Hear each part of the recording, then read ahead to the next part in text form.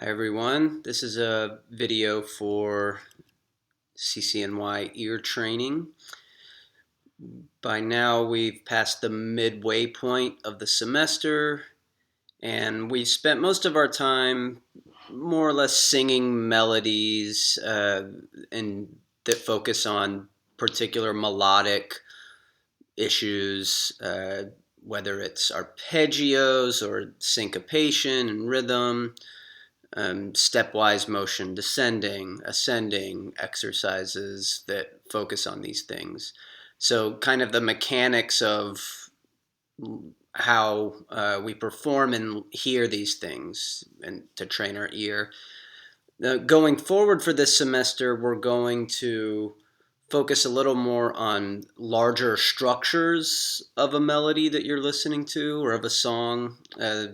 Listening to, writing, all of these kind of things in the popular music repertoire. So, as a way of doing that, this isn't a theory class. We'll, of course, be singing through all of these things as a way to kind of strengthen our ear. So, for this coming week, your assignment is a little different. Or part of it is the same in that you're going to be singing through a few melodies, 3 of them this week. One is I Want It That Way, the other is Control, and then Hey Ya. Now, what's a little different is I want us to think about these larger structures that I just alluded to. So I'll show you one example of what I'm talking about when I'm talking about musical structure. And then, of course, your assignment is to, besides singing, the control example, is to give me a brief description of what's going on with this melody in the vocabulary I'm about to give you.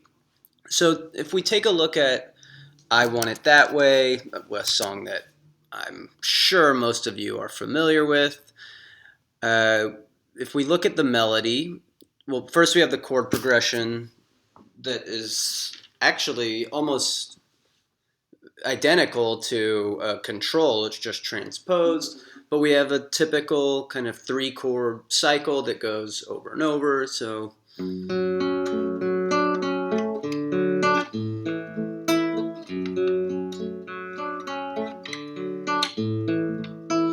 right, it's just those chords: F sharp minor, D major, A major, right? It's a 2-measure cycle, and all of the verses are sung over this chord progression. Now, if we look at the melody here, and I'll put this should be on the page, on Blackboard, and also on the screen in front of you. If we know this melody, which we all do, if we say this is an F sharp minor, and there is a legitimate argument for considering this to be an A major, and I actually would argue that it is an A major, but the verse part, we'll consider an F sharp minor just because that's the first note that you start with. 1 3, right? 1 3 5 1 7. That little snippet that I have boxed there is what we will call your basic idea, right? And we can shorten that to BI. This is a lexicon that we borrow from classical music theory, but it works well enough, this basic idea. And then it repeats, and it repeats twice. So we get 3 statements of this basic idea. And then at the end of this 8-measure melody, 8-measure verse melody, which you see here in measures 7 and 8, 1 3 5 4 3, right? And this is why I think it's fair to consider this an A major, because that really sounds like a cadence there. 4 3. What we're singing is 4 3. Really sounds like 2 1. to me. But nonetheless, the important thing that we're pointing out is that's what we'll call our contrasting idea. So we have or CI. So we have BI, BI, BI, right? Three different statements, or three statements of the exact same, more or less, basic idea. There's a little bit of variation in that second statement.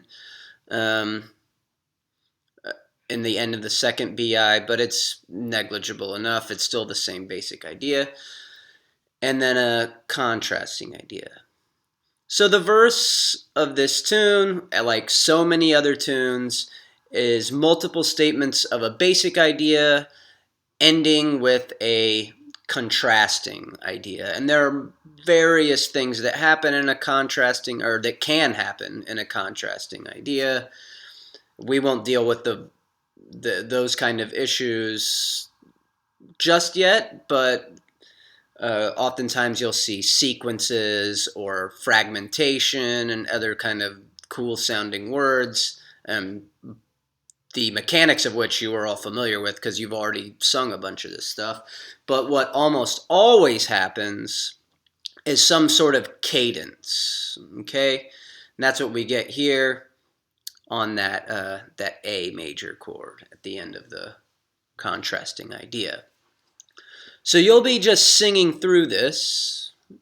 Simple enough, right? If you can sing the basic idea, then you've got most of this down, but it's worth singing it to get that structure in your head, that 8-measure structure.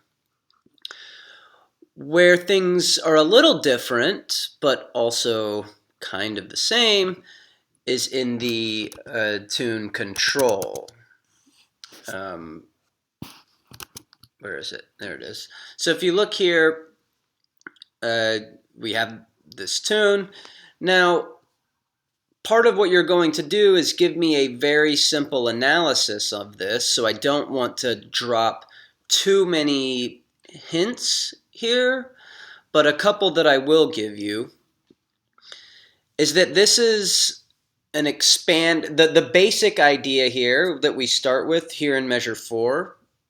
Actually, we'll just call this measure 1 because that's where the melody starts. We get the statement of the basic idea, okay?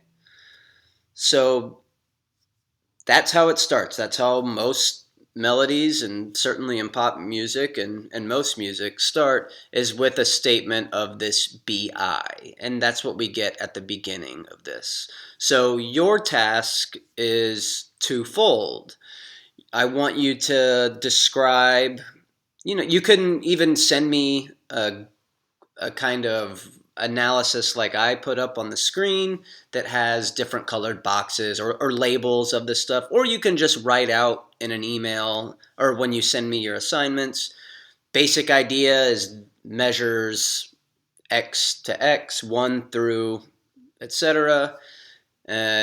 Contrasting idea, whatever, comes here. However you feel you can best get that information across.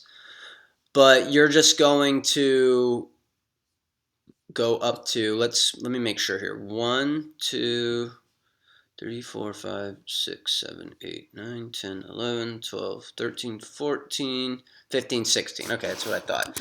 16 measures, the first 16 measures, which constitutes a verse in this case. So the I Want It That Way had an 8-measure verse. This one has a 16-measure verse, so expanded in that sense. And there's a bunch of very interesting things that happen after these verses in both tunes. I will point out something pretty cool here that caught my attention. If you look at the chords, the chord progression in Control, we have a C sharp minor, that's a minor 7, but let's say, followed by an A, and then an E. Right. So if we're in C sharp minor, that is a 1 chord, followed by a 6 chord, followed by a 3 chord. Now remember what we had, the chord progression to I Want It That Way. We had F sharp minor, D major, right? 6. So if F sharp is 1, 6, then A, 3. Same exact chord progression, right? Except expanded. The chord progression in I Want It That Way is 2 measures long, right? Each cycle of this chord progression takes 2 measures. That's 2 measures long. Now the same chord progression, just transposed to a different key, but the same Roman numerals and function in control is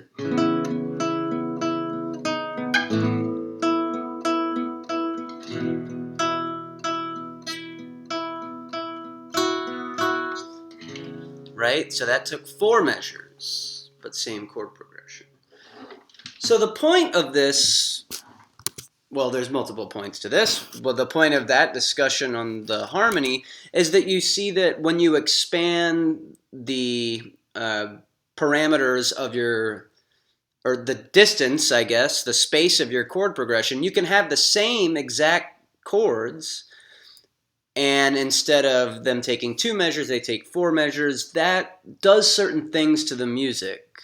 It manifests in different ways. So now our melody section, our verse section is longer.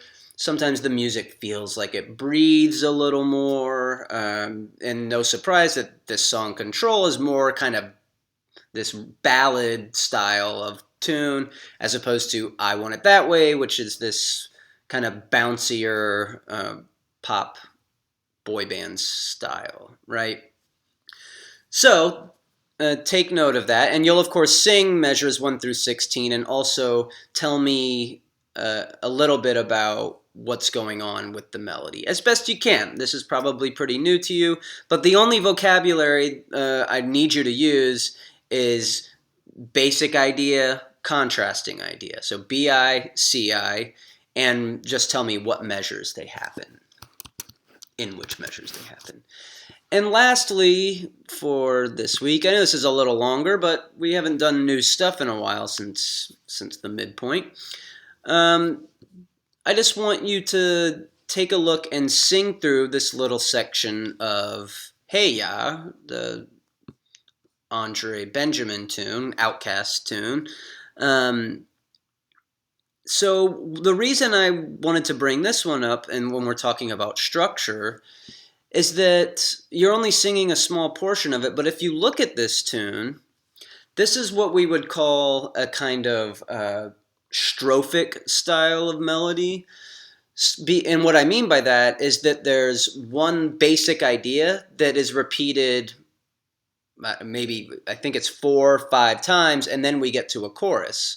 But this basic idea is longer than, say, the I Want It That Way one, right? So the structure that Andre Benjamin has used here is to get this, I guess it's 1, 2, 3, 4, 5, 6 measure basic idea that has a 2/4 measure, and I'll talk about that in a second, and just repeat that multiple times until we get to a chorus that itself repeats a couple times, and that also has that measure structure.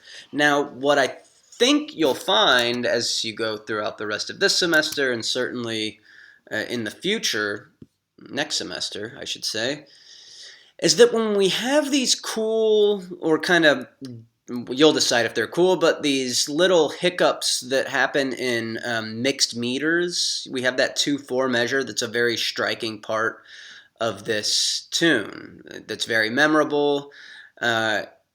Those tend to lend themselves to more repetitive style melodies, and in the strophic sense. And I'll give you more examples as we go on, but take that as a kind of hypothesis to hold on to, that what happens is when the meter becomes more diverse, then the melody becomes somewhat more static, more repetitive, and That's a cool thing that happens in pop music a lot.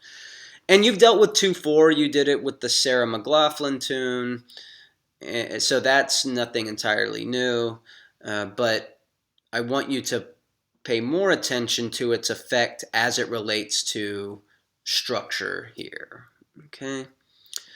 So you'll sing just the measures I've outlined here. So the 6 measures that end the verse, the multiple statements of the verse, and then just for fun, you'll sing the chorus once. But I've bracketed all of the section off for you here. And that's it. So this is, again, a much longer video than we're used to, but hopefully helps explain a lot. As always, if you have questions, please expecting more questions than would normally happen, and that's totally fine. Show up for the class sessions also if you have questions, and I will speak to all of you soon. Okay, take care.